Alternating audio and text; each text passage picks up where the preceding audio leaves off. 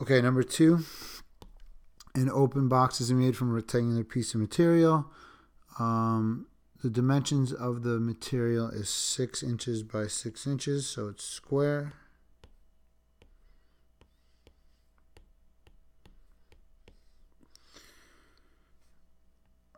Cut those squares out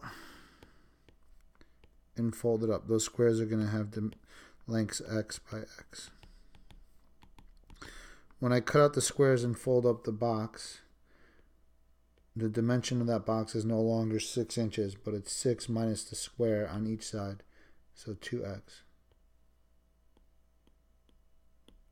Same thing on the other dimension. And the height is x. So I'm going to write the volume formula is x times 6 minus 2x squared. Then I want to maximize that volume. I don't need a secondary equation because there's all x's in there. So I'm going to do product rule. F prime times g plus f times g prime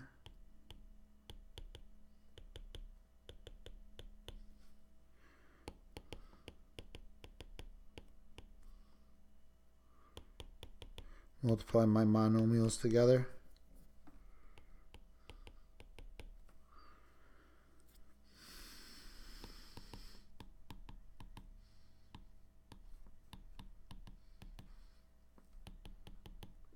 Common factor out of 6 minus 2x.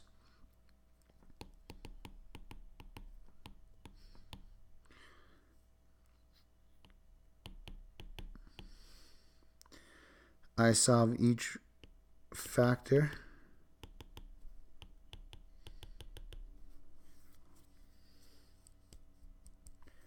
So I add 2x to both sides. Divide by 2, I get x equals 3. And for the other one, I get x equals 1. So those are my critical values, 1 and 3. 3 is outside the domain because the paper is only 6 inches. So that if I cut 3 inch squares off both sides, there'd be no paper left. So I want to maximize. So I plug in a 0 into my derivative. I get a positive. Plug in 2. I get a negative. That means when x is 1, I get max volume. So that makes the dimensions, when I plug the 1 in for x on the dimensions, I get 4 by 4 by 1 inches. That would be the box with the maximum volume.